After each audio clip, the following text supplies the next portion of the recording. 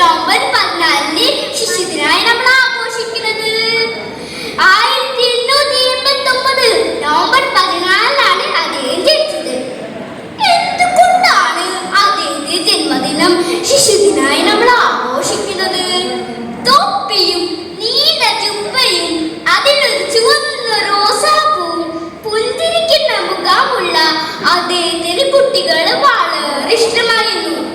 കുട്ടികൾ അദ്ദേഹത്തെ സ്നേഹത്തോടെ ചാച്ചാച്ചി എന്ന് വിളിച്ചിരുന്നു. ലോകം മുഴുവൻ ആദരിക്കുന്ന നേതാവും പ്രസംഗകനും എഴുത്തുകാരനും സ്വാതന്ത്ര്യ സമര സേനാനിയും ആയിരുന്നു പണ്ഡിറ്റ് ജവഹർലാൽ നെഹ്റു. ഇന്ത്യ കണ്ടെത്തൽ, വിശ്വചരിത്രാവലോകനം ഉൾപ്പെടെ നിരവധി കൃതികൾ അദ്ദേഹം രചിച്ചിട്ടുണ്ട്.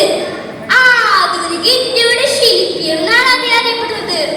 കുട്ടികളുടെ വിദ്യാഭ്യാസത്തിന് അദ്ദേഹം ഏറെ പ്രാധാന്യം നൽകുന്നു.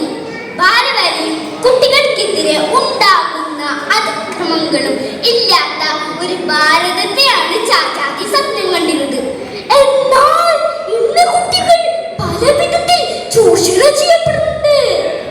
യുദ്ധങ്ങളുടെയും തീവ്രവാദത്തിന്റെയും ഒക്കെ പരിണിത ഫലം ഏറ്റവും കൂടുതൽ അനുഭവിക്കേണ്ടി വരുന്നത് കുട്ടികളാണ്.